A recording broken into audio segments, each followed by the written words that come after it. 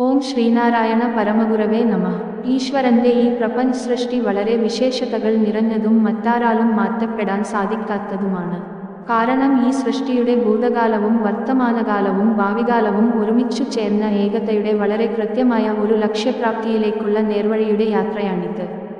പ്രപഞ്ച സൃഷ്ടിയുടെ ലക്ഷ്യപ്രാപ്തിയെ സഹായിക്കുന്ന തരത്തിൽ കർമ്മസംരക്ഷണമാണ് ഈശ്വരന്റെ തന്നെ വിശേഷ സൃഷ്ടിയായ മനുഷ്യ സൃഷ്ടിക്കുള്ളത്. ഇതു മനനം ചെയ്തറിഞ്ഞാൽ ശരീരസംരക്ഷണത്തിനായി മാത്രമല്ല നമ്മൾ കർമ്മം ചെയ്യുന്നതെന്നു നമുക്ക് വ്യക്തമായി മനസ്സിലാക്കാം. നമ്മൾ അറിയാതെ നമ്മെ നയിക്കുന്ന ഒരു സൃഷ്ടിവിശേഷത്തിന്റെ ഭാഗഭാക്കാണു നമ്മൾ ഓരോരുത്തരും എന്നു തിരിച്ചറിയുമ്പോൾ നമ്മുടെ ശ്വാസോച്ഛ്വാസം പോലും കർമ്മത്തിന്റെ നിശ്ചിതമായ ചലനശക്തിയാൽ നിശ്ചിതമാക്കപ്പെട്ടതാണെന്നു തിരിച്ചറിയാം.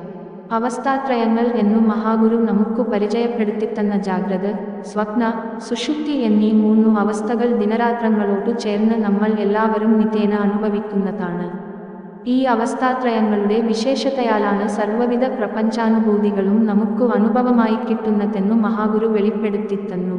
ഓരോ മനുഷ്യ സൃഷ്ടിവിശേഷവും അവരവർക്കു സ്വയമായനുഭവിപ്പിക്കുന്ന നിർമ്മിതിയുടെ രഹസ്യങ്ങൾ നിറഞ്ഞ ഈ അവസ്ഥാത്രയങ്ങളെ തന്നിൽ തന്നെ ഓരോരുത്തരും അറിവായി തിരിച്ചറിഞ്ഞു അതിലൂടെ സ്വയം അനുഭവിക്കേണ്ടതാണ്. സത്യദർശനം എന്ന ഉത്തമമാർഗത്തിന്റെ ഒരു ലക്ഷ്യപ്രാപ്തി ഇതിലടങ്ങിയിരിക്കുന്നതായി ഭാരതീയ ഋഷിമാരും കണ്ടെത്തിയതാണ്.